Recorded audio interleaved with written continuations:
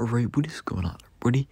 So, Cornell basketball has been great this season. They're 9-3 in a very competitive Ivy Conference for the 2022-2023 college basketball season. They've just been great, and conference play is going to be really fun and well with the Ivy. Such a deep conference for only 8 teams in the conference. Kind of like the MEAC, which I may make a video on MEAC tomorrow, probably. You might see a video on the MEAC, but I think that Cornell could potentially win the Ivy this season. There's just such a good, well-rounded team, in my opinion. And their losses have been to 2 Power 6 teams, one of them which is very unlikable in Boston College. But that was the first game of the season. They only lost by 2. And then they only lost by 2 to Miami. University of Miami, the Hurricanes. But yeah, Syracuse, they lost by 15, but they were leading for the majority of the first half, which is just great. So just so well-rounded teams. They're very competitive, especially like that Miami game. They scored 105 points. That's pretty good, man, against a good Miami team. But yeah, let's look at some of their guys. Greg Dolan has been their leading scorer this season, shooting 57% from 3. He's also averaging 4 rebounds and 5 assists. He needs more recognition, in my opinion. Greg Dolan is such a good oh my goodness, such a good player.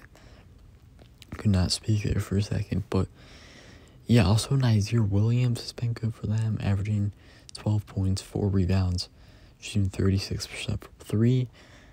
Sean Hansen has been a great rebounder for them, good defender as well. Keller Boothby is another guy that's fun to watch. He's averaging around 8 points. Chris Mannon's been a good guard for them. Isaiah Gray's been a good guard at times for them. Max Watson, Cooper Nord, Chris Kane. Just so many notable guys. A deep team as well.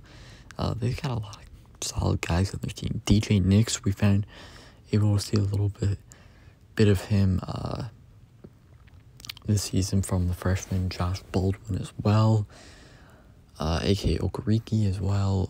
Chris Kane, just such a deep team once again. Guy Ragland Jr., yeah, a lot of good guys on this team. Hinton as well, Phelan. But yeah, a lot of good guys. Really deep team, in my opinion. And I think they're going to be able to compete with teams like Princeton, Yale, Harvard, kind of those top heavy teams.